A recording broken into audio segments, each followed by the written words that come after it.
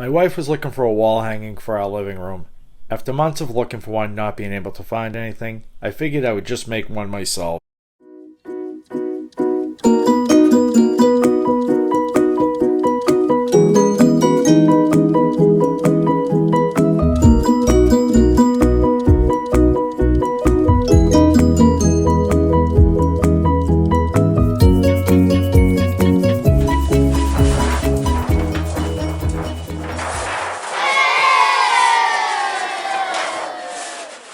After drawing something up, I just wanted to test the size of it to see how it would look on the wall. After bringing some pieces over to the template, I realized I was going to have to make a ton of cuts on the chop saw.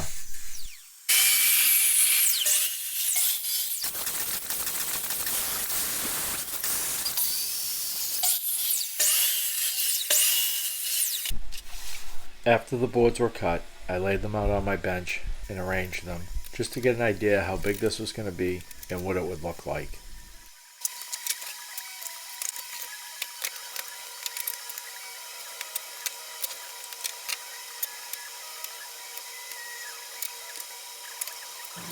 After laying the pieces out, they looked a little bit plain, so I decided I wanted to chamfer the edges just to make it look a little bit better.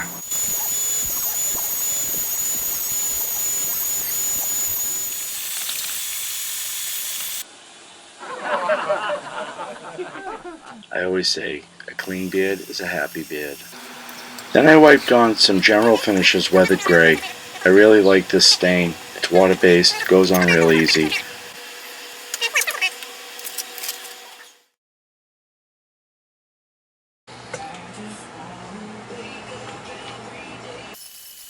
I promise you, this is exactly what it looked like staining the fronts. This is just the backs.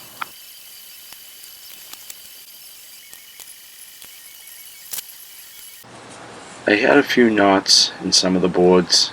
Usually I wouldn't care about this, but I didn't want to be able to see through them.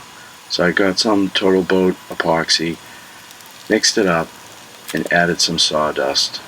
I had dyed this black earlier for another project and figured it would fill up the holes and make them look nice.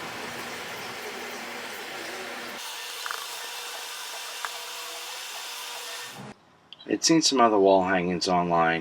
I liked the way they looked with different boards, so I figured I'd cut up some trim I had laying around, add that to it, and see if I liked the way that would look a little bit better.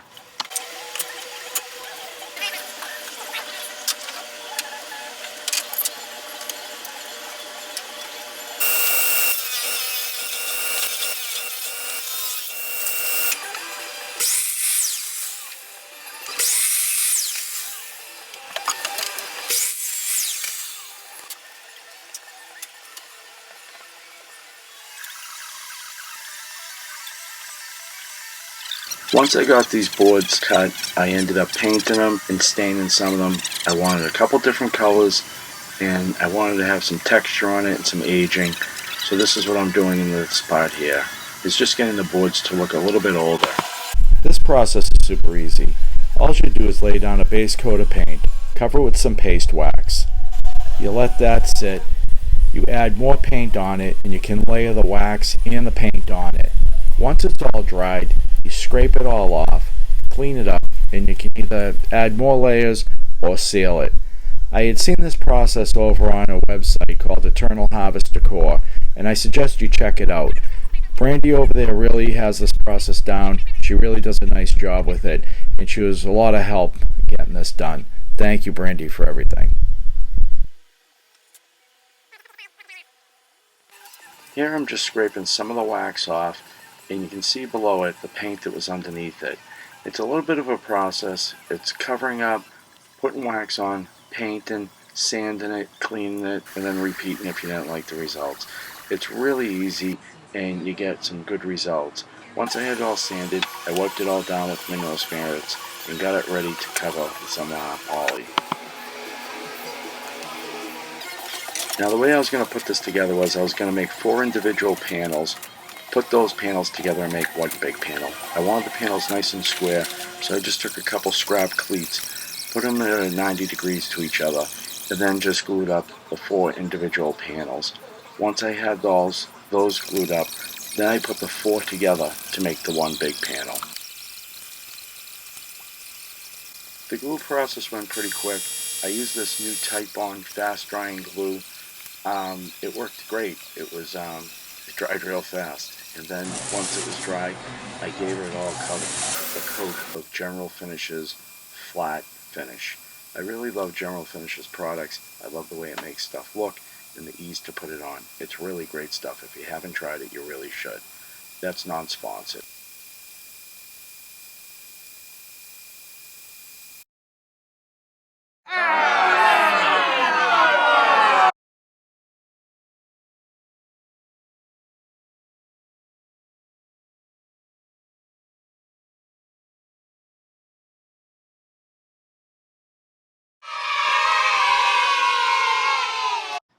If you've liked what you've seen, please think of subscribing to my channel. I do new videos every couple weeks on different subjects.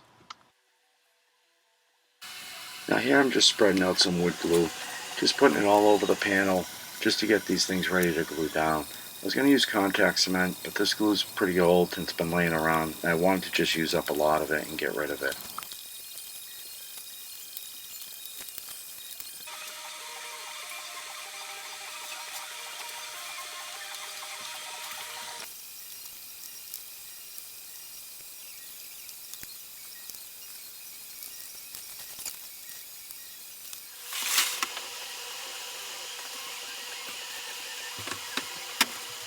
I added some weights to hold everything down while the glue dried, and then once all that was dried up, this was going to be hanging over a couch, so I wanted to just add some nails just for a little bit of extra security in case it ever did break away from the glue.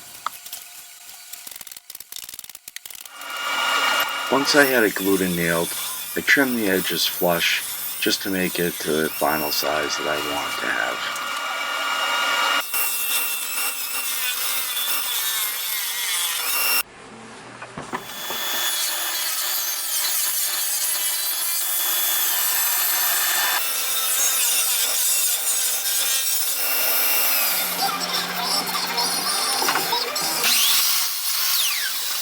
If you want to fit moldings nice, what I usually do is I make a little test piece.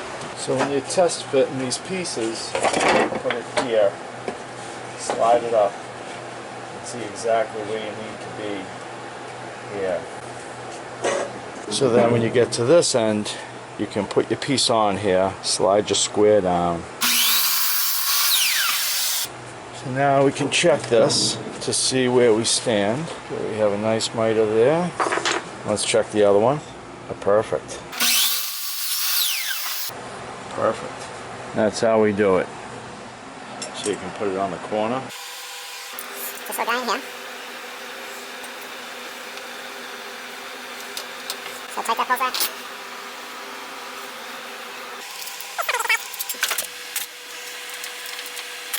While the glue's a little bit wet, I'll give it a quick little sanding.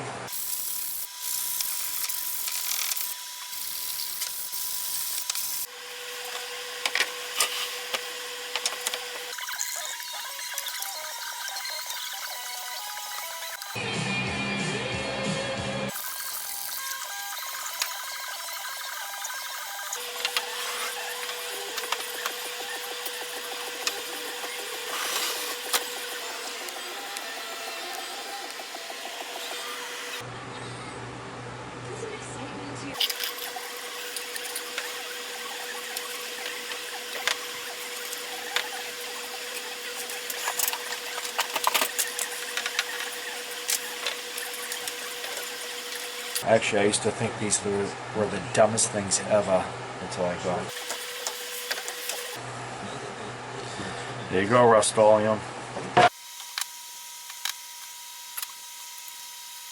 So all I'm going to do now is scrape it off.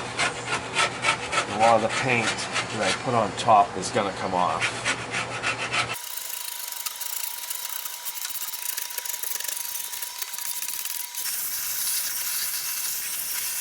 Gonna wipe it off with some mineral spirits just to get some of that wax off.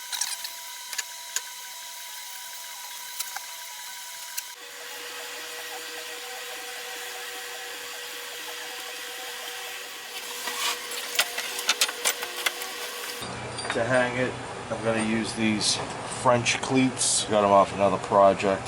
Going to clean them up a little bit.